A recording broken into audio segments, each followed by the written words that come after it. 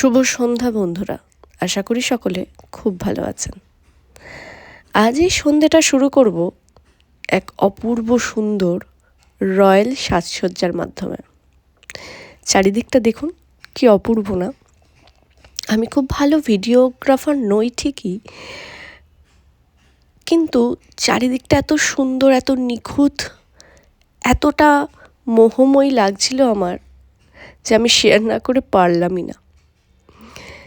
আর এই অপূর্ব সুন্দর নিখুঁত কাজ চন্দননগরে বোধহয় আমার জানা একজনই আছে, সুপান্থ। হ্যাঁ ঠিকই, সুপান্থ কুমার পাল।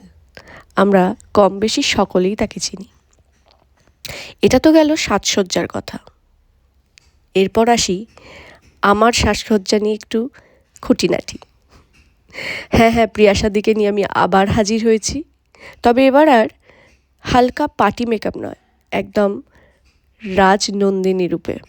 দেখুন তো কেমন লাগছে।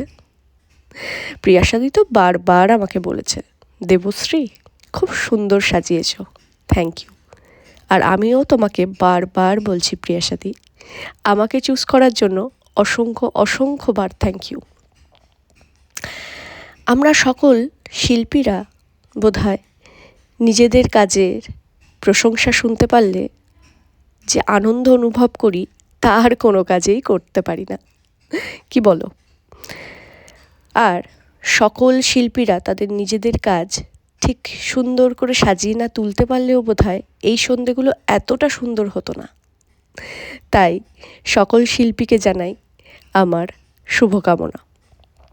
সকল শিল্পীরা খুব ভালো থাকুক, এটাই আশা করি। তাদের ভালো থাকার পেছনেই সকল মানুষের ভালো থাকা, আমি অন্তত এটাই মনে করি। তোমাদের কি মত অবশ্যই জানিও। আর প্রিয়াসাদিকে জানাই তার বোনের বিয়ের শুভেচ্ছা। আবার কথা হবে অন্য এক কোনো ভিডিওতে। আজকের জন্য এতটুকুই। ভালো থাকবেন সবাই। নমস্কার।